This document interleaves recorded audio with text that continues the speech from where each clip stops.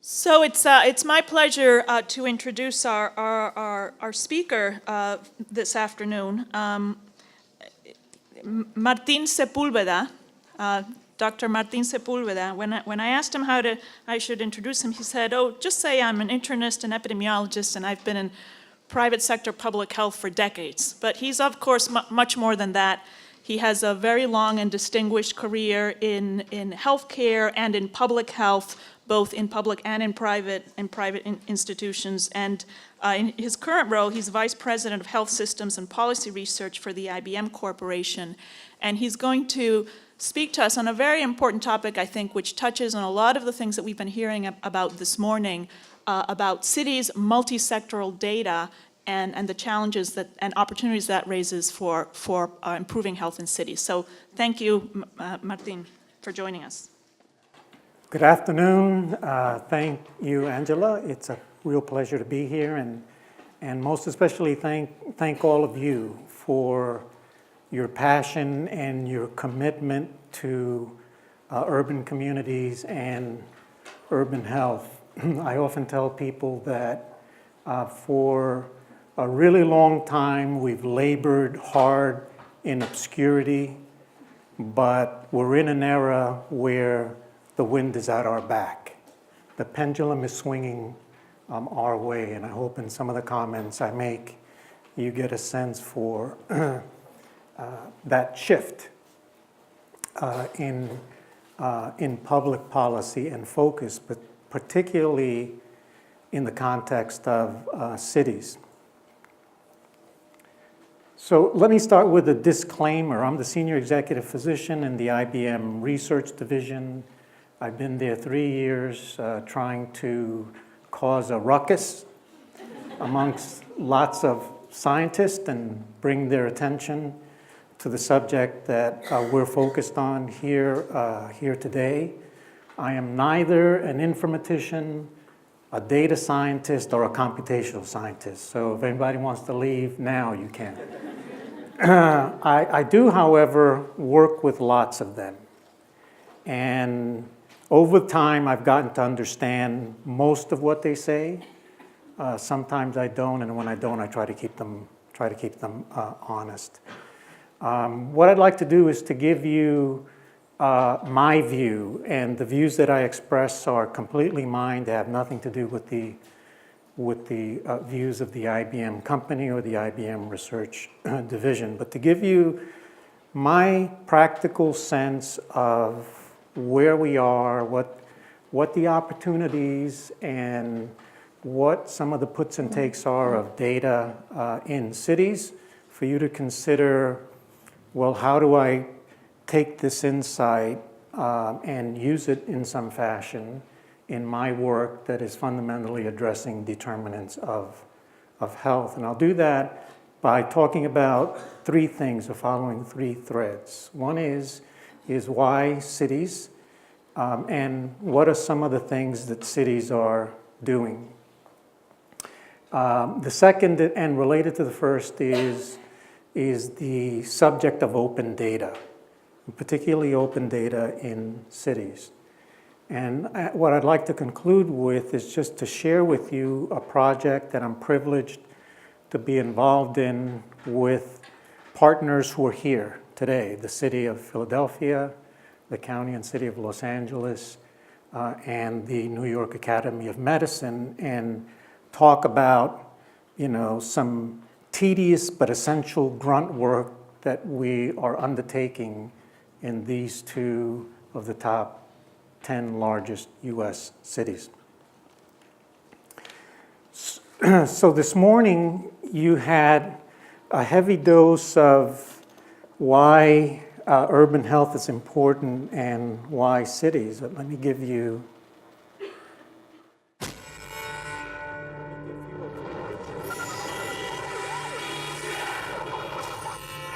This is where we live. People move to cities and towns to make their lives better. Cities offer better schools, better jobs, and better hospitals. But city life has a hidden side. There are dangers lurking in the cities for everyone. These dangers are even worse when you're poor. of why cities are important. As you know, most of the world's people live in cities. In 2007, we crossed the urban to rural threshold on a global basis, with more than half the people in the world living in cities, driven by the explosion and the migration of rural populations into cities. By 2020, in the developing world, more than half the people will live in cities. And on a global basis, by 2050, nearly 70% of all humanity will be in cities. So if you want to have a real big impact, think cities. Think cities, think urban health. As you heard from all of your speakers this morning, cities concentrate lots of things besides people. They concentrate money, finance, infrastructure, technology. They provide a basis for leveraging and scaling everything, the good and the bad. The good and the bad. I know in our work we focus a lot on the bad, but I challenge you to think about the good. Think about the good as well. And the beauty of cities is that we live in a world that's being driven by accountability, leadership, and innovation coming out of cities. It's not coming out of larger entities by and large. That's certainly true in our country. It's being driven by cities, by people like Mayor Nutter here in the city of Philadelphia. And cities are systems literate. They understand that a city is a complex ecosystem that's made up of many systems. A city is a system of systems. And as a system of systems, what happens in one subsystem has implications, has reactions, and has consequences in many other subsystems. And mayors understand this, and they're looking for ways to be able to generate the kinds of insights that help them understand that and to understand that a priori. And that's part of the challenge that we have, as data people, as information people, as intelligence generation people, as researchers, as users of that information. So, a handful of cities, 300, half of the world's GDP. Cities concentrate talent. Two indices of talent are the proportion of people with a college degree and above. How many of those live in cities? Almost 3/4 of the world's population of those people live in cities. Another way of looking at that is patents. Where do people who generate patents live? They live in cities. And cities, as I indicated, have the capability to be able to leverage and scale a whole host of things. So what are some of the things that cities are challenged with, and what are they doing? Cities are challenged by many things, one of which is an intense focus today is what to do about social services. Social services have an array of different sub-services and agencies trying to provide the means to support needy individuals and families in the community. And it ranges from children with special needs, income supplementation, food supplementation, housing subsidies, issues that are related to people with needs as a consequence of criminal justice, a whole host of things. And with an ever-increasing population and size of clients that they need to serve, and an increasingly restricted capability of paying for those services, they're being driven to improved effectiveness, improved efficiency, higher levels of performance. They're looking to drive convergences and synergies. And in order to be able to do that, they need to be able to use data and information and to create systems that provide the vehicles for them to be able to do that. And cities are also trying to integrate social services with health care. Healthcare both in the delivery system and more recently healthcare on the public health side. But it's more than that. If that isn't big enough, it's more than that, right? Progressive cities are thinking about and seeking ways to be able to drive convergences and synergies in all sectors and in all domains. Not just health and social services, but everything ranging from public safety on the one hand to climate and urban planning on the other. This is an example of some of the kinds of things that some of the leading cities are doing. They're using data and technology to optimize performance in various municipal sectors or domains. And the ones that are priorities for them in this work are those domains that provide for safety of individuals in cities, that assure that they have water, that assure that they have energy, that involve transportation, that control mass gatherings. They began with those. And now they're moving on to others. Social services, health. Environment has been one that they've been on for quite some time.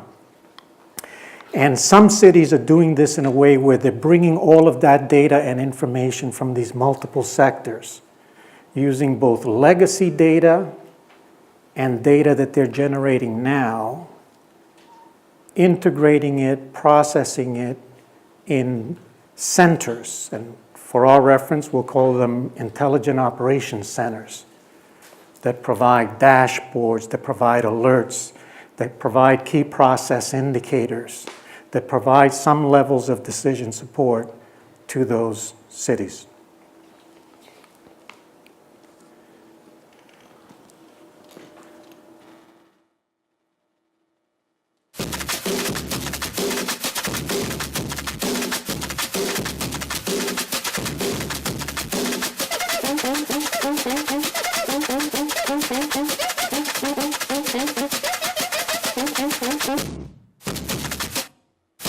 Pulsação, gente, ritmo, trabalho, beleza, energia, dia e noite, 24 horas.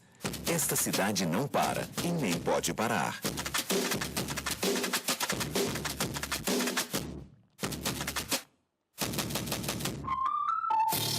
É por isso que a Prefeitura do Rio inaugura o Centro de Operações Rio na Cidade Nova. O Centro de Operações Rio será um moderno centro de tomada de decisões com 215 pontos de atuação e que funcionará 24 horas. Tudo equipado com a mais alta tecnologia. O objetivo do Centro de Operações é auxiliar a cidade na operação do seu dia a dia e também no planejamento de grandes eventos e em situações de emergência, como grandes chuvas, acidentes de trânsito, apagões e deslizamentos. A conservação, a Guarda Municipal, a Rio Águas, a Sete Rio, a Gel Rio, a Ordem Pública, a Saúde, a Assistência Social, Defesa Civil, Conlurb, Rio Luz, Meio Ambiente, Educação, Habitação, Rio Tour, SEG, SEDAI, Light, Metrô, Supervia, a Rio Ônibus, Ponte Rio-Niterói, Linha Amarela. Com todos esses serviços atuando de forma integrada, o carioca vai ter uma cidade muito melhor. Extremely advanced use of information, of technology and analytics. And this is what's coming to town. This is what's coming to town because without this, cities are going to be unable to create the loci of economic development and a better life for the mass of humanity that's coming into cities. So here's the view and the vision. The vision is that there are a couple of other columns that are at the top of this. I mentioned the work that's going on in social services and health, but in addition to that, public health, climate, and food. And advantaging this massive data, potentially, creating curated databases that allow a level of interrogation that can give insight in what we call in silico, that is, before you do it, right? To understand what the impact is in sector X. And in this case, we're in the health business. So what is the impact in health? Health in all policies.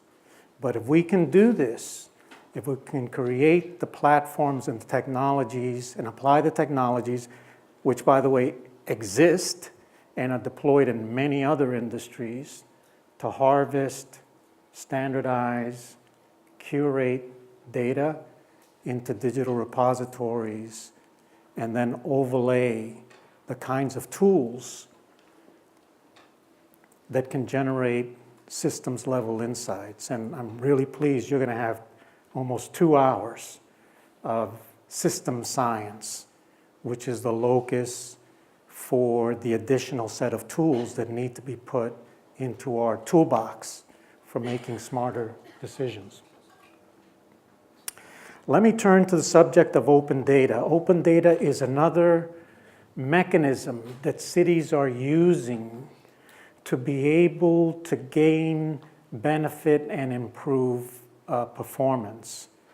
For those of you who aren't familiar with open data definition officially defines it as data and content that anyone can access, use, modify, and share for any purpose whatsoever. Official definition of open data. We're very fortunate in our country. Our current president provided global leadership in issuing a memorandum in the year 2009 called the Memorandum for Transparency and Open Government that launched data.gov. Data.gov, which has been the basis for lots of open data systems that have been created in cities, particularly in our country. We've been a little bit behind Europe on all of this, but that was a really monumental occurrence. It's exploding on a global basis. This data is a year or two old, but in 2013, 2014, there were over 90 countries that had platforms for open data. Those platforms contained well over 1 million data sets. Some people have estimated that it's added quite a significant amount of value to those cities, and people, particularly in cities, are actively engaged in trying to advance this whole movement of open data. But I'm here to tell you, open data is in its infancy, and you need to think about open data as a journey of value. It's a journey of value that's going to go on for a long time. We are in a current phase of publishing. So open data on the government side is a rush to publish data and put it out there, initially for purposes of transparency and better government, so you could see what your government is really doing. But for greater uses of transaction processing with citizens, of engaging citizens on a whole range of subjects, on providing a rich input for new research and for innovation. Innovation that translates into improved city performance, in any sector or domain. That's the vision for open data. But as we sit here today, open data has lots of needs, and it requires a great deal of investment because just publishing the data costs a lot of money. You know, the open data website here in Philadelphia or the one in Los Angeles costs a whole lot of money to publish that data. Okay, but it isn't just putting the data out there, right? Ultimately, you want the data to be usable. You want to be able to interact with that data in a way that you can discover things, in a way that you can understand the quality of that data, in a way that you can understand the formats. You would like to be able to take data from different parts of the city repository of data and integrate them together so that you can interrogate them and gain insights. You'd like to be able to share data. You'd like to be able to use those repositories to build things easily. You can't do that now. On an overall basis, you can't do that now. You have to have a great deal of capability to go in, abstract that data, and then do all of those things yourself. And so it limits the users. You know, the users have to come to the table with resources to be able to do that. But you'd like to get this to the point where anybody that goes on there, you know, can do a lot of this without having to have those resources. But we're on a journey. We're on a journey, and it's going to take years. But it's the right journey to be on. A couple of comments about data. I love these comments from Dana Boyd. She's well worth reading. A commentator on a whole host of things. And this was a view she expressed in 2010 about this thing we call big data. And I like to use this to emphasize these points. And that is, even if you could do all of that stuff, for example, with open data, you need to be mindful and cautious of the fact that not all data are created equal. Right? There are quality issues in data. There's observation bias in data. There's selection bias in data. There are clarity issues in data. There are granularity issues in data. There are transformations that go on in data that you need to know about. You need to be able to trace the lineage of the data that you're intending to use to really understand how that data has evolved over time. So you need to be mindful of that. You need to be mindful that some data can answer the question what, and some data can answer the question why. And you have to have that clearly in mind and don't confuse those. And increasingly, the issue of ethics is really key in using massive data, because just because it's there or just because it can be accessible doesn't mean it's ethical to use it. And I will tell you, we're in an era where the federal government is getting into this big time. And I won't mention names. There have been some very prominent information and technology companies with whom the Federal Trade Commission has taken issues because the data that they've collected from users, they're mining that data, using that data and selling that data for purposes for which the user who contributed that data was never made aware of. So it's a consumer protection issue. So we're going through an evolutionary phase of technical, administrative, legal, and economic challenges and issues that we're going to need to continue to address. Uncertainty, big issue in data. And uncertainty comes from a variety of different sources. It comes from the measurement, it comes from ambiguity, it comes from transcription. Processes are filled with uncertainty related to randomness. And then the analytics are associated with a whole host of assumptions. And you have to have, a hefty level of respect for all of those things as you work with the data and as you interpret it. I'm going to try to go really quickly through this project that we're doing. And the intent of this project is to get into all of that messy stuff that relates to data in cities.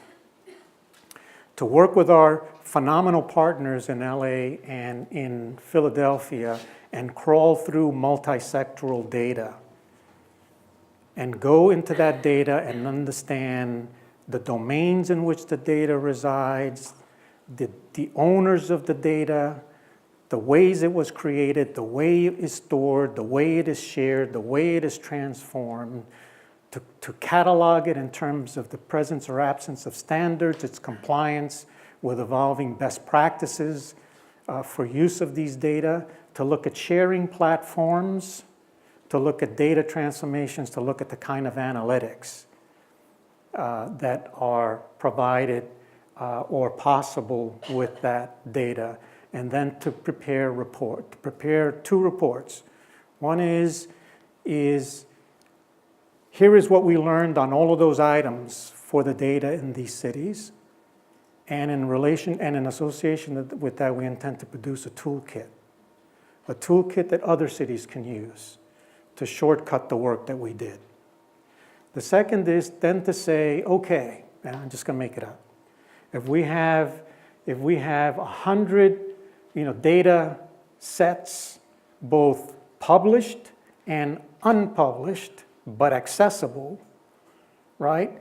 And 50 of them are usable, and they come in these 50 different Baskin-Robbins flavors, size, shapes, and formats. What technologies have to be applied to be able to convert those into a standardized, curated digital repository of data, right? What do you have to do to it? And what's that likely to cost, right? And we intend to produce a toolkit for that so that cities can understand, if I am contemplating going on this journey, how do I have a conversation with the technology partners I'm going to need to have? That's toolkit number one. And secondly, what is the language I need to have to be able to converse with them on the critical technologies? And as they talk to me about something, I want to have kind of a rough idea of what kind of money are we talking about. So we want to do that. And then the third thing we want to do is, on the basis of all of that insight, is to design a protocol for a study of a complex systems health issue in a city that would become a use case for the development of the technology platform and the tools to apply complex systems analytics to it. That's the third thing we want to produce. So we wouldn't actually do the work, but we want to develop a detailed proposal to do that, and then we want to go find visionary partners, right, to help us do that. So that's this project. Lots of databases, hundreds, and these are just the published databases, not the unpublished databases in these in the two cities that we're working with. I kind of described for you the data discovery part, the technology roadmap. These are the kinds of outputs and reports that we'll produce, sensitivity investigations on access, on openness, on anonymization. I've talked about domain assessments and data sharing, looking at the kinds of platforms they have or don't have for data sharing, and making some reference to the kinds of technologies that they could use to advance and accelerate the data sharing in those open data initiatives in the cities. So I started with practical view of cities, data, and how that might be relevant to addressing determinants of health issues in cities. I talked about three somewhat separate but keenly interrelated things. Why cities? What are the kinds of things cities are doing? I gave reference to the intelligence operations centers. I talked about open data, and I gave you a sense of what it is we're trying to do in this project that's also related to data. I want to share this with you because this is probably a tool that you're not familiar with. Take a look at your city. What do you see? Schools, parks, buses, people. Now think of your city in a different way, as a system made up of many different systems, and each system is generating data.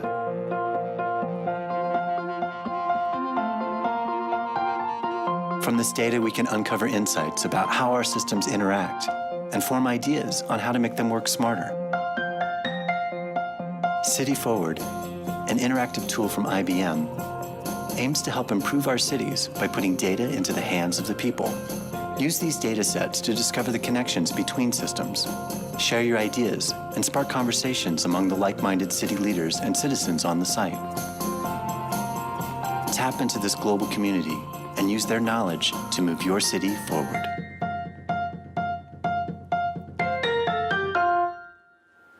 So with that, thank you. It's great fun for me to share these perspectives and these thoughts, and I'm happy to entertain one question. No, I'm just kidding.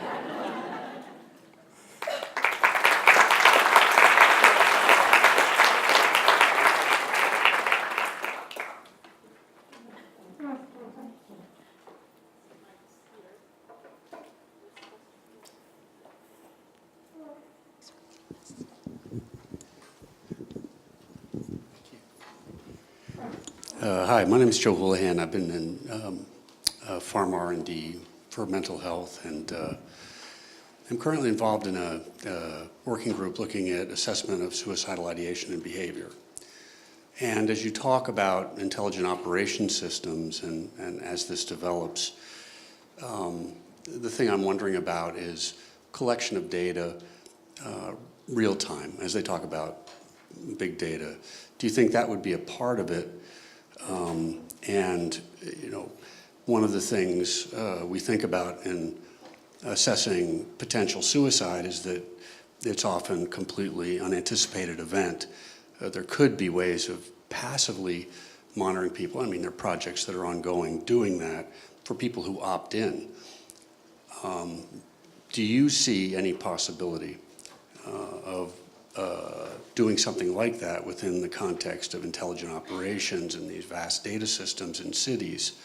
It certainly raises privacy and ethical questions, but for a rare, unexpected event like that, it could be something of great value. I just wondered if you had any comments about that. I also believe that the ability to be able to gain insight into people with risks of a whole host of different things can be vastly advanced if we had this data captured, curated, accessible, and with tools.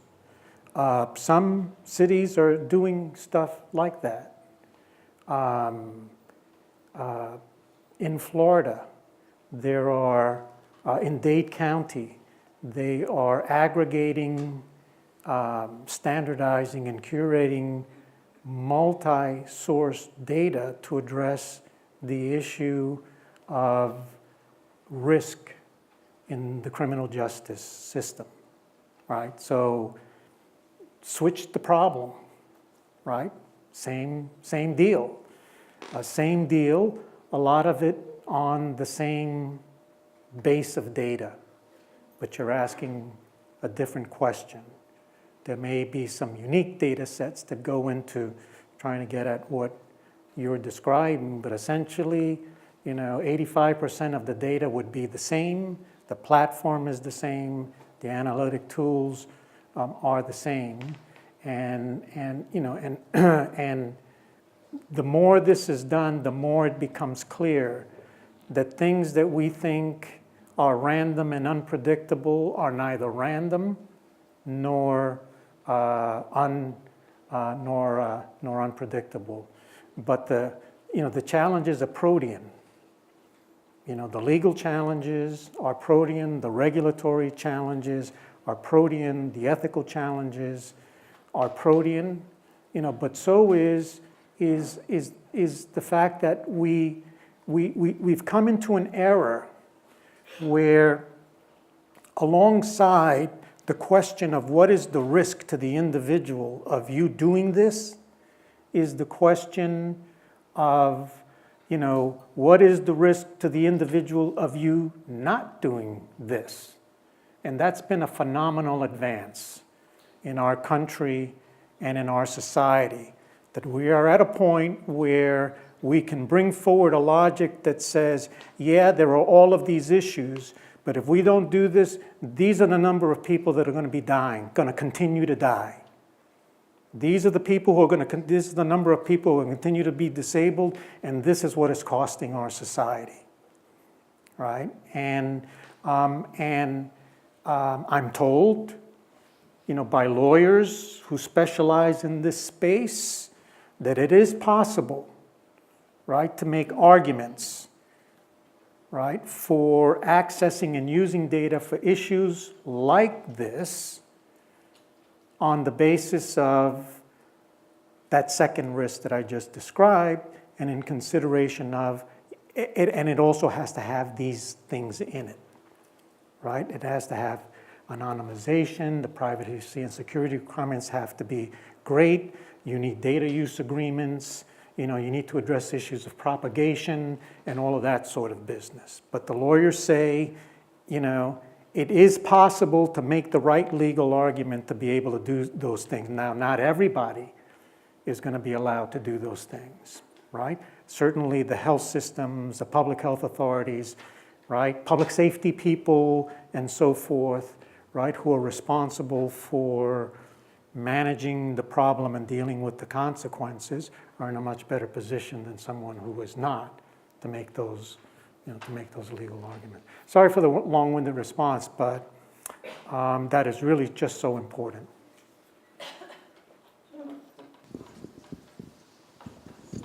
I have a question, somewhat on the topic you just were talking about, which deals with collecting the data. Much of health data is actually proprietary, held by many corporations. So health insurers, pharmaceutical companies, other for-profit chains run these hospital data. Much of it being useful to cities who really want to try to improve their health. And the sharing of that data just seems like a huge tension between the corporate interests and the interests of maybe the city that's trying to procure that data. So since you work for a corporation that has perhaps some potential benefit from seeing the broader vision of how this data could be used across the city, I wonder how do you, maybe at IBM, or how do you think the corporate world sees this issue, this tension of sharing the very data that they have that might be for the greater good of the health of their city? Great question. Let me come back to my disclaimer. I'm neither speaking for my company, nor am I speaking for any other company. These are just my personal views. I think the issue of sharing and collaboration is monumental. And it is as monumental on the public sector side as it is on the private sector side, right? There are cities who want to do things. There are commissioners of public health who want to do things who don't have access to data that's held in other city agencies. Private sector and data, big issue. Big issue. Because data in our world today is viewed as a currency. It's viewed like oil is viewed, right? It's a real currency and a real resource and a source of growth, success, and differentiation from their competitors, right? And being in the phase of this whole data thing that we're in, right, there really isn't clarity around how much of that is really driven by my keeping the data to myself, versus my figuring out how to put this data in a form that allows other data, right, to be added, and then the value comes in the interrogation. So the value not in the data, but the value in the interrogation. There are things that are going on that are hopeful. I'll mention one. It's called Optum Labs. Optum Labs is a creation of United Healthcare, of a health company. I was going to say health insurer, but they will tell you we're not health insurers, we are health companies. Okay? It's okay to laugh. So what they did was they created this entity, right, where they invited other parties who have data to come and join them in a neutral space and bring your data. You bring your data, we bring our data. Okay? And there are, last time I looked, there were about 4 or 5 different universities, that are part of that. There are other parts of the healthcare system that have data, both health systems and service providers, they're slowly, getting through all of the negotiations that each of those requires to be able to bring their data into Optum Labs. But the idea is to try and create a space to do exactly what you say, because they've got all that claim stuff, right? They got the medical claims, they got the insurance claims, some of them have the behavioral health claims, and so forth, and others, right, have data repositories that help enrich the view of population of people in places and things. So it's early. It's early, but we've got to get past and work through the evolution of how do we really get to share data, right, public and private. I hope that's helpful. We can do one more question. Panelists aren't supposed to ask questions. I was a different panelist. I wasn't a panelist. Okay. I was in a panelist.